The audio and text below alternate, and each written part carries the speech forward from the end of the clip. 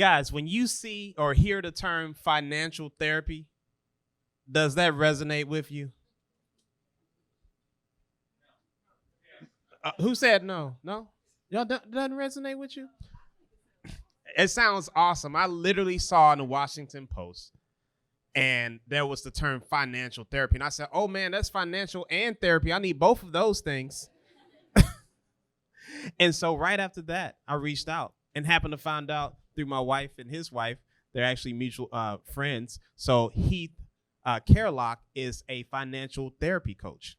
And so today he's going to be talking about some issues that we have with money, okay?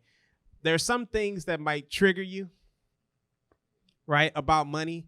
If you were evicted when you were a kid out of your house, if you were struggling, through whether you're a kiddo or whether you're in college, there's things that trigger you. There are things that trigger me to this day.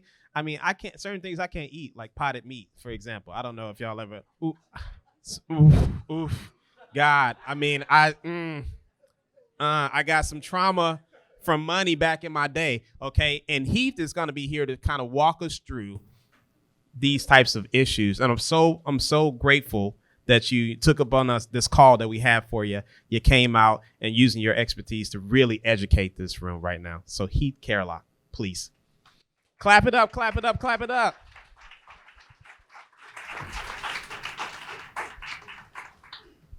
Unless you take a chance or two in order to begin, there's nothing you can hope to gain, no prize that you can win. You must accept uncertainty, must set your doubts aside, be brave enough to risk a loss or setback to your pride. You should not be afraid to change, nor be afraid to dare. If you just take that chance, life holds rewards beyond compare. Here you go, brother. Some of y'all know how to snap. Dang, tough. A hard room. Anybody ever survived a car accident? Anybody? Yeah? 50 miles an hour? Who's at 50 miles an hour? Let's start there. Hit a bus. All right. Were you at fault in the accident? Oh, wow, there's debate. There's debate. All right, my name's Heath Carelock. I'm the director of the Financial Empowerment Center for the United Way of the National Capital Area. And in my own life, I run Carelock Social Impact Solutions through Care Financial Impact. I'll hold the mic. Don't ask me twice. I might sing. They said I'm Keynote. That means I got to hold the note, right? Nah. So I think the reason I was brought here in part is because financial therapy is a new field, but it's not a new problem. It's not a new issue for people. In fact, when you combine financial and therapy, you get the intersection of helping people who are broken.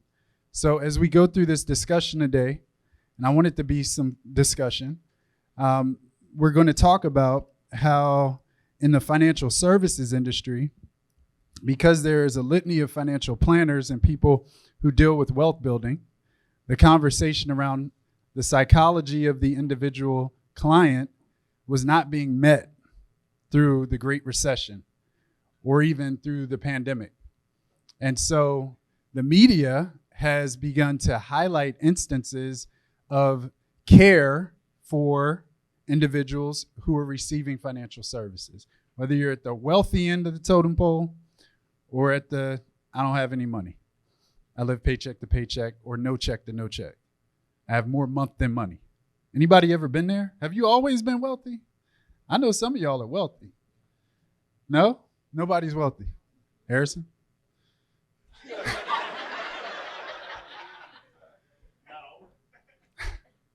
All right, so as an overview, so I'm going to go through some intro slides. We'll talk about the emotions of home buying.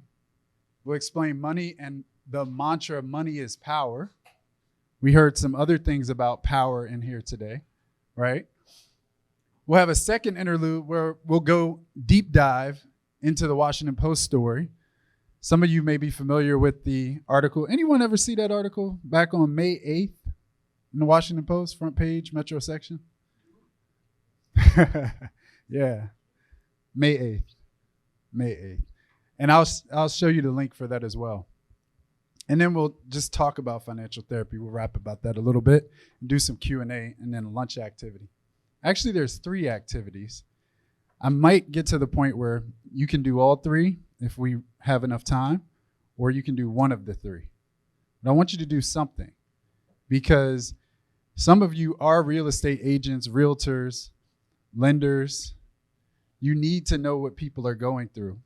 And some of us, on the other side of it, as realtors, real estate agents, lenders, brokers, may actually be going through something ourselves, right? So anybody at any level of wealth can use financial therapy. All right, have you ever wondered what was at the intersection of emotion and home buying? What does the home buying process, and here we'll go with HBP, what does that reveal about financial wellness? What is financial wellness? Are you financially well? Are you? Yes. You saying that because I called on you first? Put you on the spot. Who's financially well? Show of hands. Not a rhetorical question. Show of hands. Who's financially well? Who even knows what financial wellness means? It can be your attitude toward money. It can be your belief system. You might have a healthy belief system. You might reward yourself. I was speaking with a business owner yesterday. She pays herself $5,000 a month from her business. That's it. Whether she makes lots of revenue or little revenue, she pays herself $5,000 a month. That's what she does. So she feels financially well because she has expectations built around her cash flow and revenue, right? That's her opinion. Your opinion might be, that's not enough for me. I need 10,000. I work with veterans because I'm on the National Wounded Warrior Project. I counsel veterans who get veterans benefits over $12,000 a month. The money just comes in.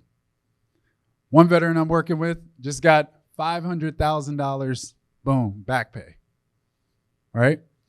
So sometimes people get a hold of money and don't know what to do with it. Have you ever run into that problem where you got a waterfall of money? No, nobody? Hit the lottery once. Any lottery winners? Don't raise your hand. We'll all be financially well. All right, what role can financial therapy play in supporting? These are questions for the realtors, specifically designed for Harrison, Keith James, and some others. What role can financial therapy play in enhancing realtors' customer service? I met the coalition's customer service czar. Where is she? Back here. There we go. Right? So understanding, so empathy is the requirement of anyone who's doing business with someone else, especially when you're dealing with money and choices and decisions that affect generational wealth. As realtors, have you ever felt client sadness, frustration, and doubt transfer onto you? We're going to visit that too. Sticker shock is a real thing. Can lead to denial, rejection, feelings from the past of being counted out. But we want people to go from being counted out to being counted on. The emotions involved in the home buying process. On your left, or no, your right, my left, is the gray column. That's during the closing part. That's during the closing process. The documents have been manifested. On your left, this is the process from I'm thinking about buying a house to we got to get the house we want because there's some offers, stuff that goes under contract, and then we can't get the house we're in love with, right? So what's the left side? My left side? What is this side? Before closing. And what's the right side? All right. During that closing process. So I want to just take a quick poll. Have any of you felt these emotions as you go along the home buying process? All of them. So you're all over the place. So my wife and I were at the end of our wits, about to say, oh, we'll be renters for life. We were 5 months into the process. Every house we liked had a problem or under contract. The one house I really liked went under contract. And I was like, let's just wait a year. Let's just wait a year. Who knows? Been there? No? Haven't been there? Anybody wanted a house and it went under contract? Couldn't get it? Yeah? It happens, right? So curiosity can lead to confusion because there's so much paperwork, and then you start reading this article, and as a normal person, not as a realtor, real estate agent, you begin to get confused. And so if you are a real estate agent, realtor, you need to know what your client may be going through. This is that progression. This is that progression, right? And optimism leads to stress, and discouragement can wind up in determination, right? You've been flat on your back. Here we go again. This house we wanted is under contract. Over here, it's now your contract. Euphoria. But then you realize there's so many other issues that you have to take care of. This next slide gets a little busy, but it goes into detail on what I'm talking about. Right? Find one that you want to read. Someone. Which one do you want to read? Which one stands out to you? Or what part of the process is a particular client in that somebody can share a story about that they're at that stage of the journey? Go for it. Unpack it. It's just, so I started working with clients beginning of this year. Did a listing plan with her. I was super excited at the beginning. When I started laying out all the numbers, commission, all of the closing costs, you step back and they're like, well, maybe we'll wait and see, what the market does. I think that was a little bit of confusion too, as well. And then she called me not too long ago. She's like, okay, I'm ready to do it. And we get into the process, and I don't know if it's just overwhelming for her or what, because once we start ball rolling, she starts to fall back, starts hesitating. That's just kind of where I'm stuck with her at. I don't know how to get her. Anybody empathize with that? Know where he's at with the client? Or any home buyers or those interested in the marketplace? Anyone at that point? No? Any wisdom for him in this process? Harrison. Context around it, right? The too much information part is difficult because we have so much information right at our fingertips, and the part of the team that we were talking about is to help give context to that information and help you move from decision to decision. Because when there's so much out there, you're not sure exactly where to go next. Your risk, your exposure, risk of loss, all those fear things come in. So I think context is super important to help people get past confusion into action. Excellent. So, go for it.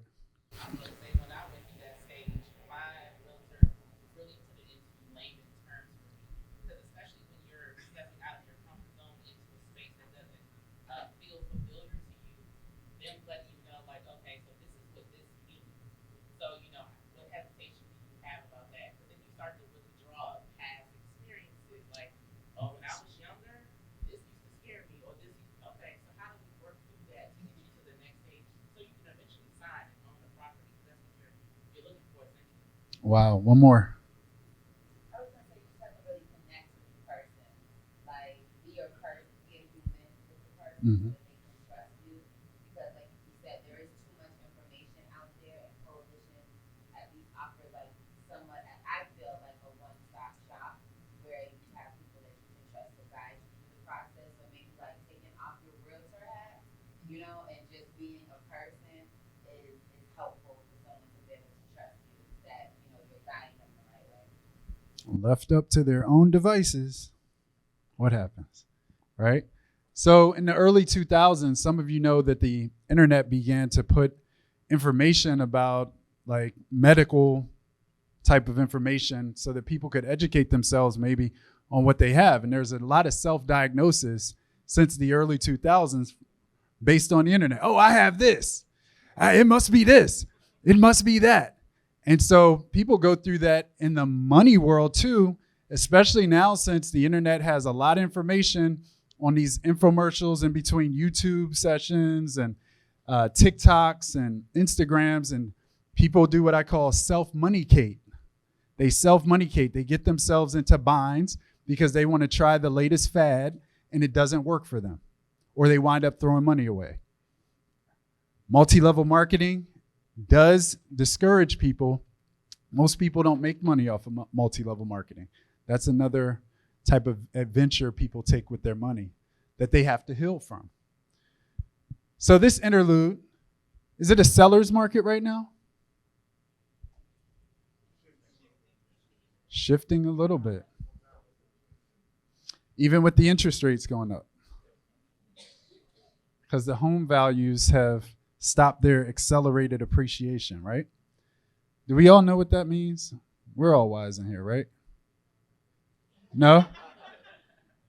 Okay, let's one of the gods explain. So in the past couple of years, appreciation, meaning how much it's worth today relative to what it was worth a few months ago or a year ago, was extremely steep. In some markets, as much as 20% in 1 year's time. Our last stats from August of 22 show that appreciation was down to only around 3 or 4% in DC and Montgomery County. So to some people, that's terrifying because it was such a steep drop-off. But in reality, the 20% wasn't real, right? The 20% was not sustainable. So change does not always mean catastrophic or crash. It's more of a correction back to normal, which is in that 4 or 5%, which is healthy over time. 20% was not. And sometimes that's how that hesitation can cause someone. As time ticks by, interest rates can change, as does the home value. HGTV and other shows, some were mentioned in here already, can lead to miseducation and misadventures in the home buying process as well. Misplaced expectations confuse people, and then their motivations are swiped when they realize, oh, I can't do that. That doesn't happen in this market, right? So as realtors, as people who are sharpened on that front, make sure you're working with your clients to sharpen their saws that way. Money is power. So we're going to discuss money is power, money is potential, money is behavior, and maximizing money. If I asked you to explain money, where would you begin? So on your white notepad here on a sheet, I want you to write down where you would begin discussing money with a Martian, or otherwise known as a 5-year-old. Quickly, 20 seconds. If you had to explain money, where would you begin?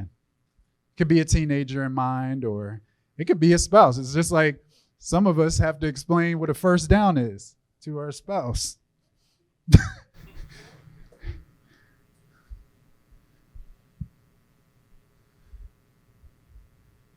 We need some Jeopardy music. Come on, Jamie, Jeopardy music. All right, who feels confident about their response that they wrote down that they want to share? Go for it.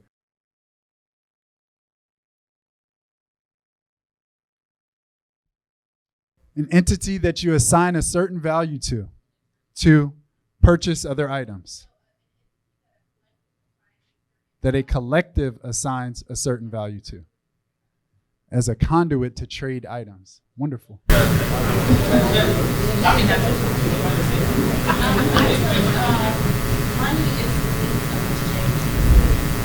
Means of exchange.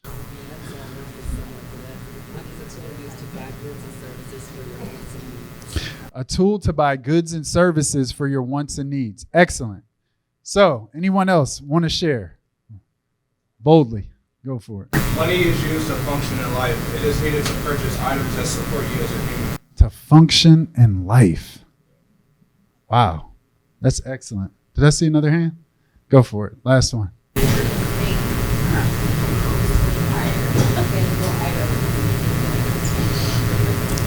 Money is fake? Okay. Okay. I also added other rungs to that in case you had somebody else in mind. All right. If asked to explain money, there are five basic areas in money. We earn it, we save it, we spend it, we give it, and we grow it. Remember those 5. That should rattle off everyone's tongue. Okay? We earn it, we save it, We spend it, we give it, we grow it. You'll never be in a fix. You'll never be in a fix. And you can build from there. Of course, there are other things we technically can do with money and other ways we can explain money. I liked all of the responses, in fact, right? That adds context, as Harrison mentioned earlier. This is an idiom, though. Money is power. So when we make the jump from explaining money to money is power, that's really significant in our region, in all of our races. Money has a bad history, too. Money is an oppressive tool. So when we talk about adding context, we really do have to tell that 5-year-old, 15-year-old, 25-year-old, or client what they can do with that money. That's what's going on right here today. That's why this event is so historic and important. Thank you for hosting this. There should be masses here. This isn't enough, right? Jamie said, oh, we can't do this venue next year. She's already made that determination. Money is power is real, but we have to know what money is first. We have to know what power is first. Some of y'all got that. Power to choose one's own fate. That's what's going on in this room today. The power to choose one's own fate. Some of you see financial freedom, financial independence, financial security. This isn't just about financial literacy. Boo. Financial literacy is not a destination. Financial literacy is an oar in the race for money is power. That's why people don't know how to pursue financial literacy, because it's financial literacy. Boo. Here's how you budget. You draw this up, expenses out, money in. But when they connect it to, oh, that's what I could be doing in my life. The guy who introduced me, Ryan, bought his first house and realized, oh, I like this process. And the light bulb went on. We're not going to call him out to tell us how many exact properties he owns in terms of a number, but I mean, the guy's gone mad, right? So I think that's very important. This is a real conversation. What money is, what power is, and what together they are. Because a lot of us hurt because the power is used as an oppressive item. That's why we need financial therapy. Right? Real financial therapy is about real financial empowerment, is about really connecting people to money as power. It's not about the semantics of, oh, you were traumatized, poor thing. Oh, well.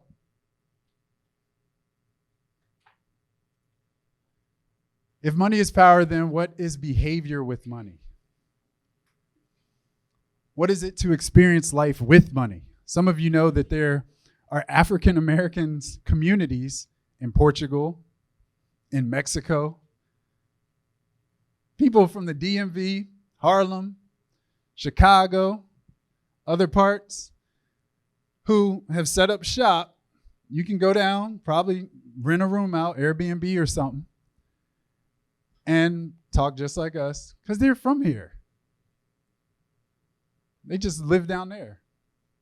They've done the thing called FIRE. Anyone know what FIRE is? Does everyone know what FIRE is? Okay, perfect. Financial independence, retire early. Now, some people say you have to have 70% of your income saved every time you have money coming in, so that eventually you get 25 times the amount of money you need for your expenses going forward after you retire. That's a lot of money. It's a lot of savings. If you started at 28 and you worked to 65 and you got paid twice a month, I believe the math on that is somewhere between 914 paychecks to 1,014 paychecks. You know exactly the amount and the range of paychecks you would get if you worked one job forever, never missed a beat during that time, those 37 years, I believe. It boils down to 914 times you're getting paid. You do the math. How much do you want to retire with? 2.5 million? That's what they say. Inflation time, 3.6. Right? But you can be on your way to that. Now, you might say, well, it depends on the cost of living standard that you're comparing that against. That's how some people are 41 saying, I'm retired. Depends on your level of expense, what you're living up against, and whether you're interested in doing that whole arrangement with scarcity. How does money show its power? How is power demonstrated with money? Well, we see this in our politics. We see this in our marketing, our commercialization, our materialism. We see this in our zip codes. On the job, I hadn't been director of the Financial Empowerment Center more than 2 months, and a reporter from New York sent me an email saying, did you know this was going on in Prince George's County?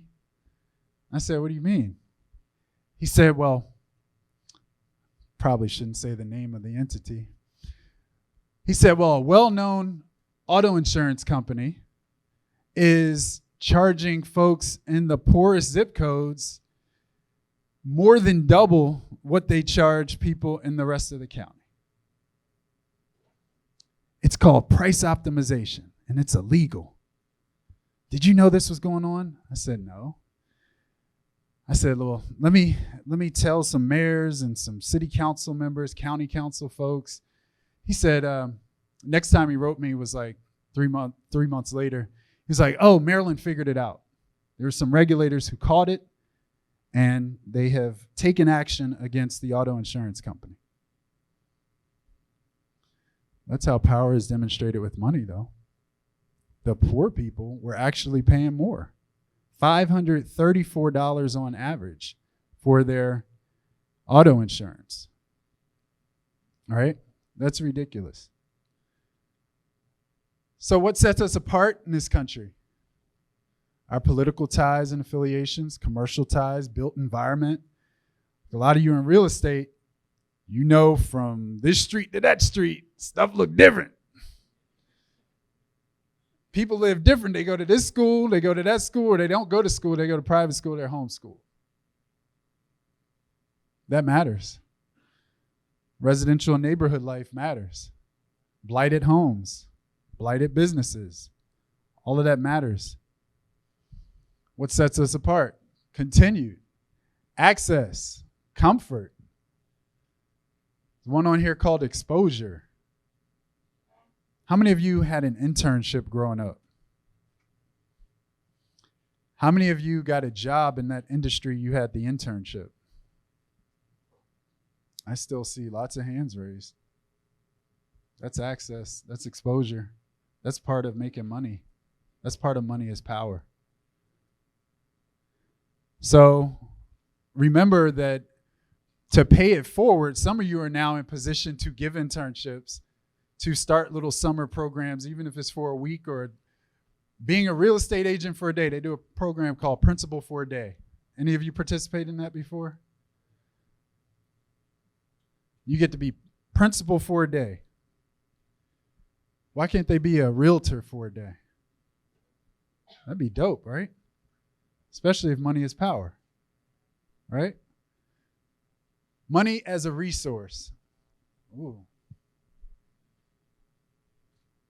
Did I do that? Oh. Well, treat it like a love story. If money is a resource, we treat it as precious. We treat it as precious. So we also treat it as a discipline and as a vehicle. And so when we're talking about reconciling our community with financial therapy, counseling, coaching, planning, we're also talking about a love story. You can't do something if you don't love something. Don't you love your clients? Isn't this love today? Right? You think back in the civil rights movement, you saw a lot of love in those locked arms on the front lines. A lot of love. Even when they had dissent among them and had some disagreement on approach, there was still a lot of love, a lot of allyship. Our relationship with money should be a love story. Some of it's a horror story, a nightmare.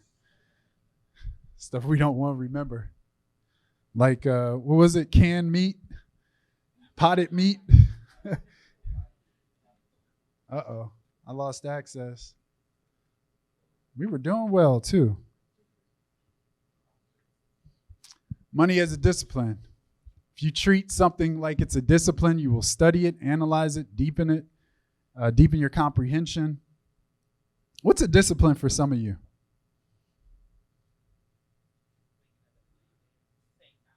Ooh, treat your body right.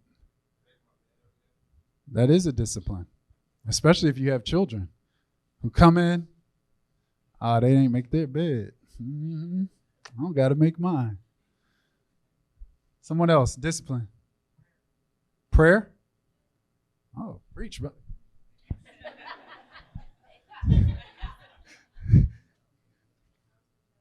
Going to the gym. See, I like that. You know why I like that? Because if you have a gym subscription, you should go. A lot of us have gym subscriptions, and we don't go. That bill comes at $153, $217, $99.95. Month after month. Oh, didn't even make it. Dang, that was my New Year's resolution 7 years ago. It's just billing me. Dang, we got to treat it as a discipline. Next. Money as a vehicle. Anybody heard of Jeffrey Canada? How are we in this room? We don't know Jeffrey Canada. Who's Jeffrey Canada, if you can? Educator extraordinaire. Took 97 blocks of Harlem, the poorest census tract area in New York. Put those kids, surpassed the wealthiest neighborhoods in all of New York City. Obama based his anti-poverty policy, Jeffrey Canada, starts with a G though, G-E-O. Obama based his entire anti-poverty policy on Jeffrey Canada, the Harlem Children's Zone. But you know who else was trying to do that? W. Romney, McCain. Everybody wanted in on Jeffrey Canada's idea until Obama started implementing it. He chose 23 areas to model Jeffrey Canada's work across the country. And guess what? DC has one. You know where DC's is? Kenilworth. The Kenilworth area of DC got a promised neighborhood. Only 23 areas, right? Several other areas. I worked in a promised neighborhood in Little Rock, Arkansas. Okay, got it. So I mentioned that because Jeffrey Canada, the book on Jeffrey Canada by Paul Tough talked about escape velocity, a terminology we hear in physics. That's the velocity you have to move to escape Earth's gravity. What about the velocity of money to move to escape poverty? What is that rate? Well, we know the poverty line is about $14,000 to $16,000. If you're not making more than that per year, you're in poverty. There's another term now, too. It's called ALICE. ALICE. Who's ALICE? Asset Limited Income Constricted Employed. Another term is the working poor. Some working poor want out, so they work 3 jobs. They want that house. They work. Connect the dots. Some people want out of poverty. They've had nightmare stories with money, but they're in that determination phase, right? That's some of us. That's some of our parents. That's some of our siblings. That's some of our cousins and friends and clients and future clients. You had your hand raised. Asset limited, income constrained, employed. I said the wrong way first time. So it's asset limited, income constrained, employed. All right, the conclusion of money is power. You need power over your financial self. What's your financial self? Little thoughts running through your mind. I deserve this. I deserve this. Anybody done that? Gotcha. I deserve this. That is a mantra. So let's discover our financial self, because these are your clients. For those who are realtors, real estate agents, brokers, or this is some of us. This is, in fact, all of us. We all have a financial self. So we're going to talk behavior and decision-making, financial identity, wellness, and potential. ABOB. What's ABOB? Not an Arabic term, right? What is ABOB? Attitudes, beliefs, opinions, and behaviors toward money. Let it rattle off. Attitudes, beliefs, opinions, behaviors toward money. This is important. This is where the battleground is. This is where overspending is. This is where not saving is. This is where Ryan is. Wealth building. Wealth driven. We're going to talk about this a little more in a second. Your financial identity. Next. I'm not going to read through this list, but I will point out something called embattled with money disorder. What's a money disorder? You ever heard of that? Some of y'all came in here like, financial therapy. Yeah, wonk, wonk. Did you know there are money disorders? Oh, you better believe there are. You know some of them. Some of your family have them. Maybe your aunts and uncles had them. Gambling. Hoarding. I have a neighbor who is a grade A hoarder. It is terrifying. The time her husband got sick, they couldn't get the stretcher in the house. Hoarding is a real problem. She doesn't have an escape route if there's a fire in her house. And she won't change. She doesn't know how. She needs therapy. Money disorder, financial enmeshment. Whoa, what? How many of you were in the unfortunate circumstance of having two parents who didn't like each other? See that? And you were probably shared in the arguments. Or you were the little whisperer. Your daddy da da da da da. Your mama da da da da da. Right? That's enmeshment. Your mama spent all this money and got me this, and now I'm living out on the street. You're enmeshed. Now, if you have a partner who's spending all this money, what are you going to feel like? You already have a baseline for disapproval, disdain, mistrust. That takes financial therapy to get out of. Another money disorder.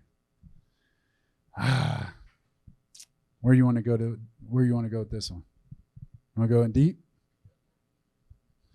So another money disorder would be something like financial self-sabotage. Self-sabotage. We're on our way to saving for this goal. And I don't know. It could be your best celebrity hero lets you down, sex scandal. Now they're trash. Now you're out of sorts. You begin spending. Spending out of your mind. Oh, don't fake. This happens. I counsel thousands. I have all kinds of instances of stuff. And I know some of that populates this room too. Not that particular instance, but certainly instances that I could mention. Like, my dad and I have the same name. And when I was 16, he opened a credit card in my name. So when I started with credit, trying to get a credit card, Oh, yeah. Had a tough road to hoe. Or I'm reviewing someone's credit report with them. We get to the bottom, and they're like, I ain't live there. What's that address? Oh, your ex co-signed for you. Do you know the steps on identity theft? Okay. Might require some financial counseling, coaching, therapy. This is just touching on one of these points. We're going to touch on some of the others. Now, this image is a little grainy, I'll give you that. But altogether, this is 8 points of wellness. This is Schwarbrick's work. This got me through the pandemic, everybody. I'm not ashamed to say that. I needed something. Yeah, I had the word, had prayer, brother, right? Had all that, had education, but this got me through the pandemic. If you're in a service field, and realtors and real estate agents is a service, even if you're getting paid, you're in this with me. These are 8 points of wellness. And how many of you have driven by a store like Best Buy and like one of the lights is out at night and it's like Est Buy? You know what I'm talking about? You notice it. You notice when a light is out. What if one of these points of wellness was out in you or your partner or your brother or your cousin or your coworker? Do you notice it? Some people have quiet shame. You might not ever detect it. Right? Some of this is a little heavy, a little deep, I know, but this is financial therapy. Right? All right. Now, any one of these, let's say these are all inflated like basketballs, or as the Patriots would call it, somewhat inflated. Oh, no, I shouldn't have said that. Sorry, Patriot fans, Tom Brady fans, Colts fans. All right, so let's say some of these are deflated a little. They're integrated. They affect the other bubbles. When you're not financially well, you might not be emotionally well. You might not be physically well. And it works vice versa. You get sick. COVID, there's a term called long COVID. Some people struggle with the struggle of COVID even after they no longer test positive. And it leads to something called brain fog. It's real. And it leads to indecision. So this physical unwellness is responsible for some people literally losing their mind and making poor choices now. Spiritual wellness. We heard someone mention prayer. There's a huge article. Some of you are Muslim, Christian, some of you are atheists, some of you don't know what you are, right? Some of you want to be something and you're kind of like, I don't know about them people, right? So there's a great article mentioned on church going during the pandemic. And it mentioned 4 categories. And I tell you what, I'm going to try to get you the source on that. But one of the categories is like, hey, I thought I wanted to go to church, but, you know, the pandemic cost me my job. I had to move here or there, and I no longer go. So there's a sort of quiet suffering and distance that's going on. And this might be one of your clients. They might not trust the process, as he said, because they're just not feeling it right now. There have been too many twists and turns over the last 2.5 years. So this tells us a lot. I've been using this for 2 years. I've added 5 new categories. Want to hear one? Entertainment wellness. Entertainment wellness. Why? Because people were vegging out on the couch. Some of us are still working at home, binge watching, all kinds of stuff. Give me a show that you binge watched over the last 6 months. Somebody. What is it? Below Deck. Someone else. Another binge watch show. Game of Thrones. You caught up. Now you made it back in time. All right, let's move on. Basic areas people have to be secured on. I call these the fortified 5. The fortified 5. To fortify something means that you protect it. These are, at the end of the day, the 5 areas with money you have to protect. And if you're advising a client who seems like the home buying process has gotten away from them, months at a time they've been at it, and they're beginning to look like they're not the same person when you show up with them again, or if you are that person, just note that these are the areas you still have to take care of. Food, shelter, transportation, general upkeep, interesting topic. Prescription, hygiene, stuff like that, right? Hygiene's actually gone down because people had to cut something out. And they were living at home, right? Just saying. Especially if you have teenagers. And then here, what do you think this last one is?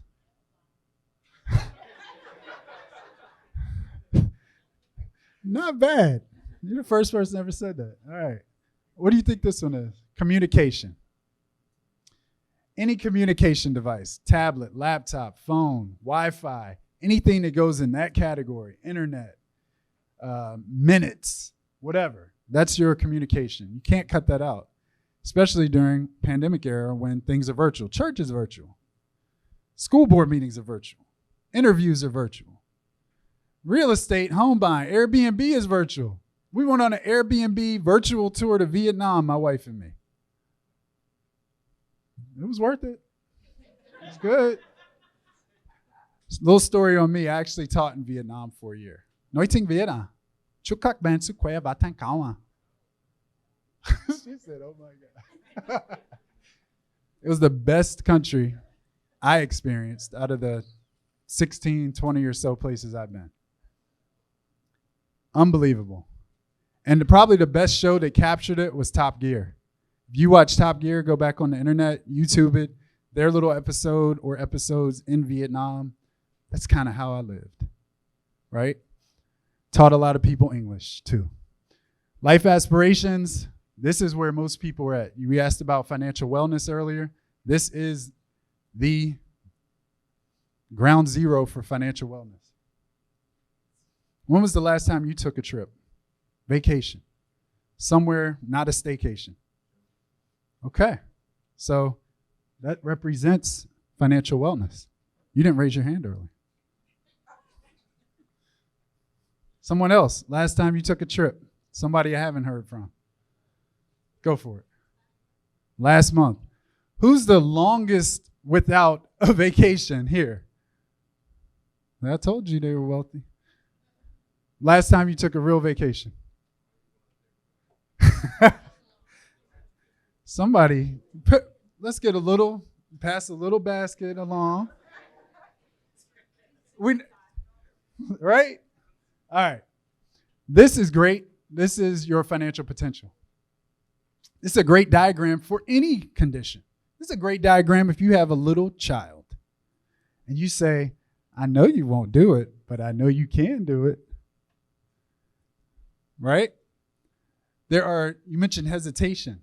This is a good diagram to pull as a realtor, especially if you're like, hey, where are you on here? Where are you? Where are you on here?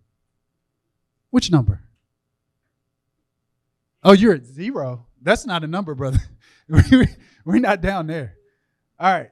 So you can ask a person, this is a little strategy, where are you on here? They're like, I'm kind of between a 2 and a 3. The question is not how do we get you to the top. The question is how do we get you to a 5? 2 paces out. Why? Smart people speak. Who are you?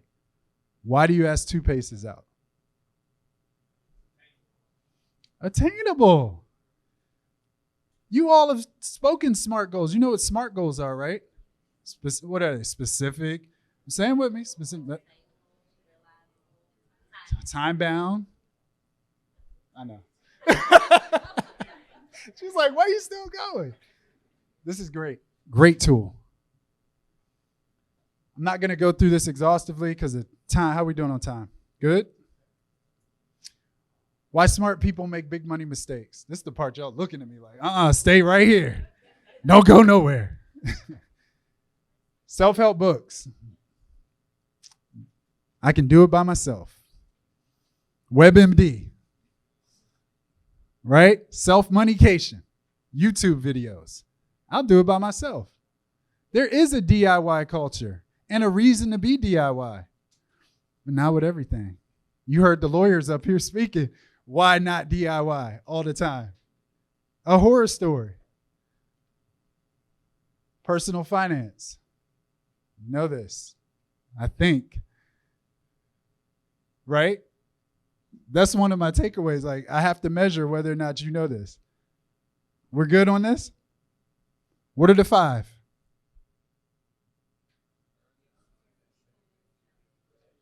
We're there. We don't need to go over that. Yeah. Earn it, save it, spend it, give it, grow it. All these years you've led me astray. I like that. That's the quote of the day. Not all dollars are created equal. Ooh, this one we could dwell on. Might come back and do a whole owner con on not all dollars are created equal. It is recommended that when deciding to make a purchase with a credit card, ask yourself if you could make the same purchase with cash. Oh, he's staring. What? I said the wrong thing? Uh-oh. That's what you want. You wanted your girlfriend, your wife to hear this.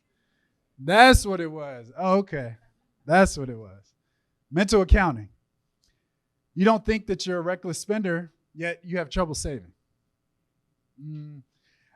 I ask a lot of people, do you budget? Yeah, I budget. Where do you budget? In my head. It's not the right answer. Overdeveloped fear of losses. Now, how many of you invest on the stock market? Woo! Y'all lost money this week. Oh, somebody said that's all right. Uh-oh. What strategy you use? Who's your dollar cost averaging self? All right. Some of y'all got that. Yeah. Fear of losses can cause individuals to make financial decisions that do not serve them. This becomes a problem when you have money. Some of us in the room have money. Some of us want money. Smart. Save more tomorrow. Now, if you get a raise or you're being promised a promotion or you're getting a new line of business coming in or a new contract, some of you are government contractors as well, don't always use that money in your normal cash flow. Put that money towards retirement or other types of investments, right? That's how that money can be cultivated and become real wealth. Loss aversion. This is something people suffer from. You tend to sell winning investments more readily than losing ones. I don't know about that, right? This is a situation where you're tempted to take money out of the stock market when prices fall, like this week. And then they shoot right back up. And you're like, dang, got me. You probably know strategies to maximize your income. Some of you have gig jobs, side hustles, double hustles, triple hustles, part-time jobs. You get paid while you sleep. Some of you have ATM machines. Who has an ATM machine they operate in here? Oh, wow, nobody. Did you know you could own your own ATM machine? I was with a brother who owned 66 ATM machines in the DMV. 66. He said, Heath, I get paid when I sleep. And when I make enough money on one night, I buy a new ATM machine. And I just pay it forward. That's how you maximize income. Reach your financial freedom, sell unwanted stuff, blah, blah, blah, garage sale, yeah. Okay. Some of you are photographers. Take pictures. There's so many photographers in this space, right? There are other wedding planners. You got a wedding planner in you. Somebody does. Some of you have a chef inside you. Some of you are barbers, right? Some of you just need haircuts. Oh, sorry. Not a shot at anybody. It's my own ministry. All right. Go ahead and Google. Put this into your web browser. this is the crux of today, right? This is the crux. And so I'm going to give you this blitz, and then we're going to do the activities. We're going to do lunch and the activities over lunch, right? Is that what am my understanding right there? Okay. Anybody pull that up yet? You might win some money if you. I was trying to get somebody some money. Oh, maybe. Okay, see, they got it. So that's the crux of today. If you bookmark that and come back to it, you can read about why I was invited today, right? There's a lady mentioned in that article too. Her name is Megan McCoy. She's on CNBC. She's in Morning Star. She's on magazine covers. She was my professor. I had no idea the reporter was going to go to my professor and talk to her too, because it wasn't connected, right? So I got a call from my professor saying, there's somebody in Maryland they said is part of this article, and is it you, Heath? I said, yeah. I said, this is weird, getting weird.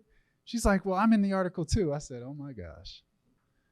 This lady is unbelievable, right? She's a department chair at the first and only financial therapy degree program in the country. She's great. So in short, what is financial therapy? It's these scripts here. It's money disorders. We've talked about some of them. Money behaviors. We've gotten into that a little bit. But where I like to take people is to behavior change. And just to explain behavior change very quickly, there's a methodology called, don't quote me on this, the trans-theoretical theory, also known as stages of change model. Stages of change says, hey, where am I in this? I'm thinking something's not going right in my life, right? And we use it in money.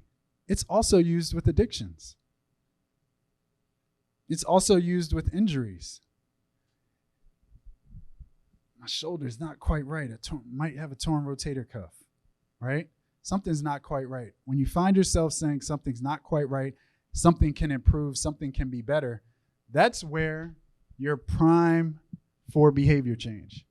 And the biggest gulf is going from, I'm uncomfortable, life's not fair, it's going against me, to I need help. That's the biggest gulf in life. Silent sufferers who never open up. So when you're dealing with your clients who are trying to buy a house, sometimes this isn't the first time they wanted to buy a house. I told you my story. I was ready to stop. Fortunately, came across a house in Bowie, and I don't know, it was exactly what I wanted, turned out. We came in with about 25 minutes left in the showing. I asked the one question nobody else asked, which was, is the owner here? Nobody else asked that. 300 people touring the house. Is the owner here?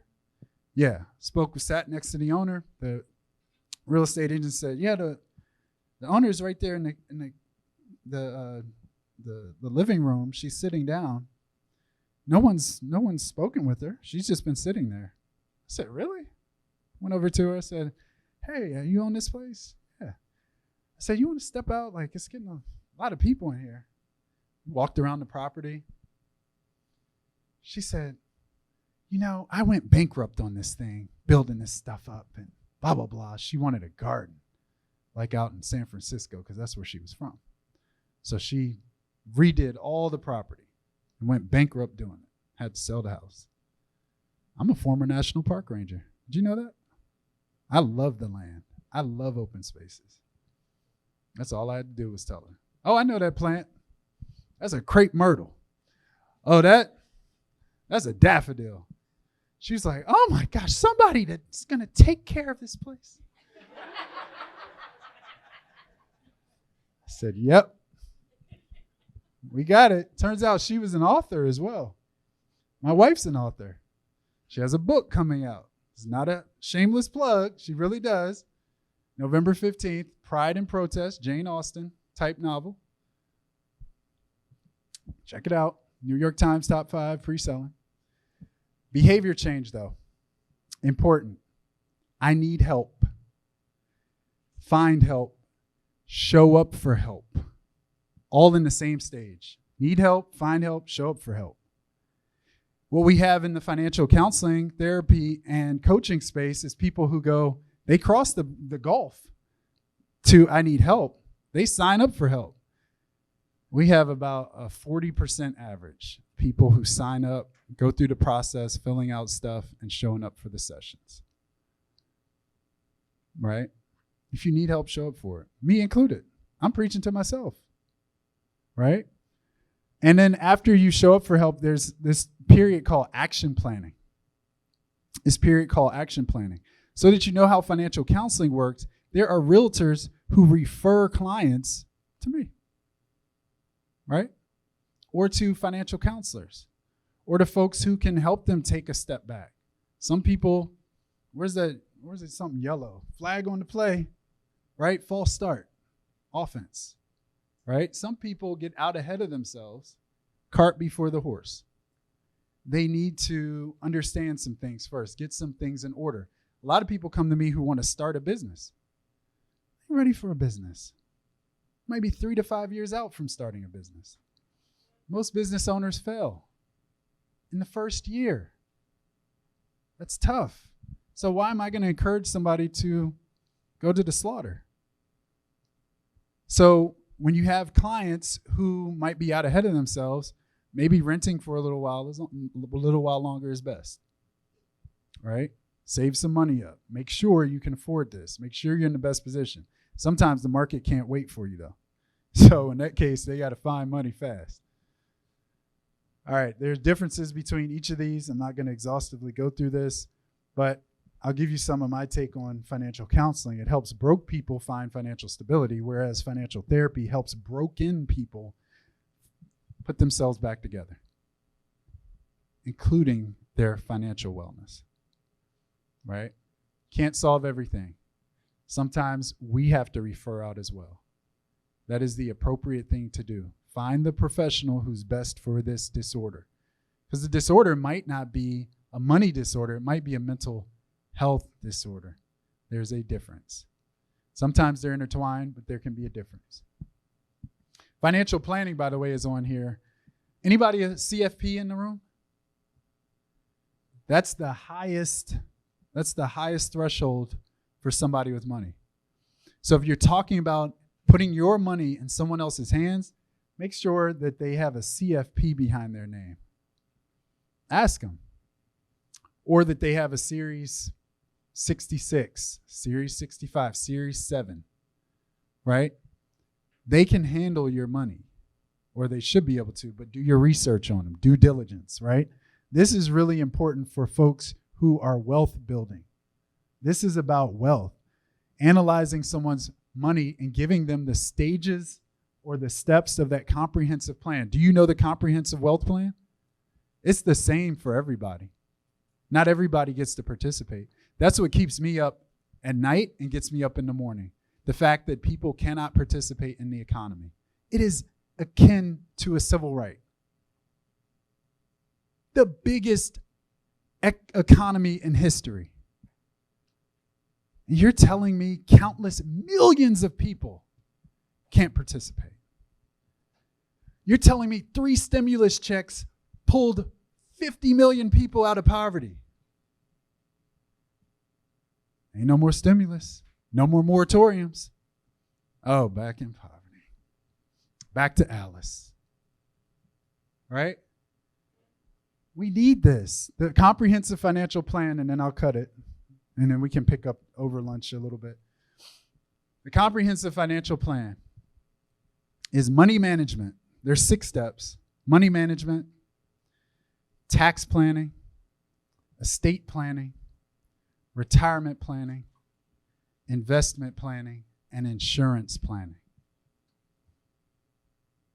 Why? Because the folks who were up here earlier told you about the horrors of losing money for no reason. And so tax planning, for example, you heard that response. There's plenty of money that folks are available to for tax deductions or tax credits, or some tax jujitsu with an accountant, CPA, right? There are areas and loopholes and stuff you can keep your money or not have to send it to the government, right? So we're going to do lunch because I'm not on the menu. So, Harrison, you ready? Give it up for our keynote speaker. All right, so I'm going to give some instructions on what happens next. First, when you exit out of the room, I'm going to tell you where your food is and the different options. We do have vegan, vegetarian options. That is the first table to the left as soon as you exit. The other two tables have the exact same food on them. District Taco incorporates lots of different things. Please save me a little bit of guacamole. In addition to lunchtime, there's T-shirts that we got for you. We're asking one T-shirt per person, please. Don't grab one for your cousin. We just want to make sure everybody has one here. That's in the hallway right behind where you're going back down towards the bathroom.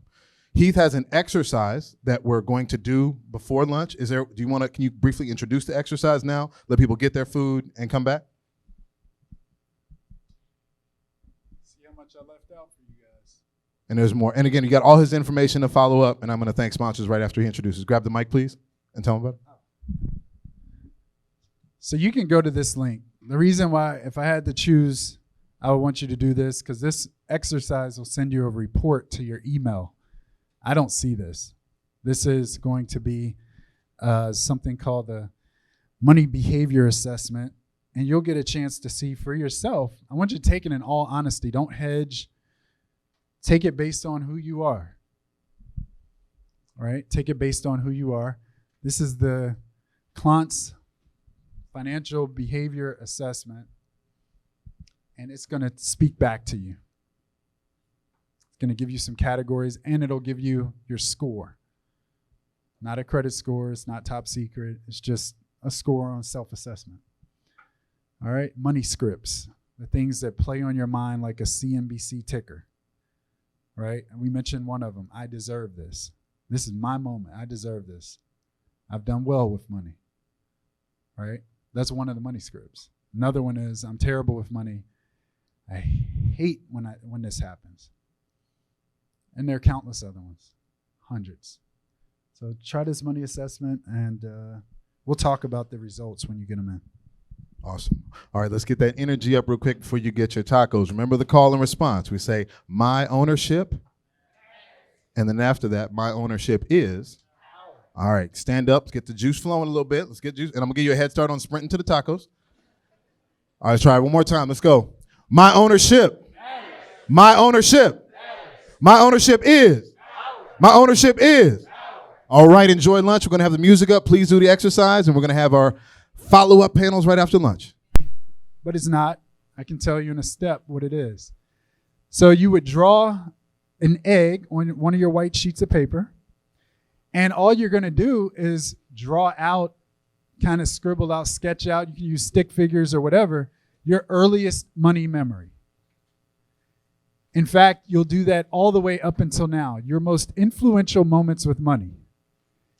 It could be, the time that you found a $100 bill at Six Flags, and it just made your day because you were able to play more games, get more teddy bears at the park. For some reason, you feel lucky when you're around money. That's a real streak you're on, right? All the way since childhood, you look for that moment. Not that you're stealing money, but that you somehow, money just happens to you, right? Or you might have other memories, like the time someone stole your wallet, right? Or you may have other memories than that, like the time you got asked to do a job by your uncle, and your uncle gave you $500 for no reason at all. Or the time you were a waiter or waitress, and your customer service you thought was good, and somebody rewarded you with a $10,000 tip. Oh yeah, that happens. We have people who get those type of windfalls. So this activity, very simple. You draw an egg, you sketch out your earliest memories, and you share them, especially with a significant other or a child or a parent, right? Some people have moved in, millennials, with their parents, right? And the generational thing is going on. It's a good way to relate because people fall out of touch on the money conversation, and it leads to money frustrations. And it can be totally sidestepped. So this is a great activity, easy to do, great to share with a partner, because you don't know your partner until you know their spending habits. You don't know your partner until you know what they're going to do with credit. And you don't know your partner until you know what they're going to do if they do hit the lottery. You might be tagged out. It's happened, right? Y'all probably know some stories too. So this is a great exercise to share over. It's fun. It's active. You draw up those memories. You have those conversations. Oh, what's this one? Oh, that was the time I fell off my bike and a neighbor bought me a new bike. Oh, great. Yeah, what did that mean to you? Oh, it meant the world to me. Now I give. I feel the onus on me to give because that neighbor stepped up, right? So there are all kinds of things and values that can be tied back to one memory or the 6 or 10 that you draw up in that egg and share with your partner. All right. The Proust questionnaire, we're not going to do this at all. I'll just give you a quick rundown. This is an old parlor game out of England. It has 35 questions. There's a sort of knockoff of this called the 36 questions to fall in love. Some of y'all still looking for love in the world, right? That's a good thing. And there are 36 questions that this researcher has identified that if you ask the person you're interested in, you are likely to fall in love, says the data. Proust questionnaire is really related to that, but it is a precursor to that years ago. It is fantastic. You can find things out about people you never knew. Like if I ask one person this question, we'll find out something. Who wants to answer a random question? Who's up for it? When and where were you happiest?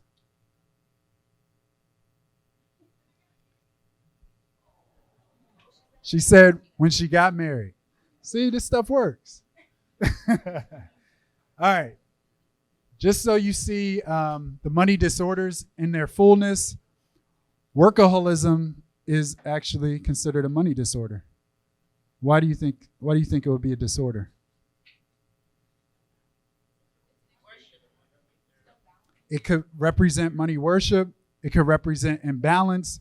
It could get things out of line in a relationship or in a parental relationship with the child when you're absent all the time. A child can get fatigued of that.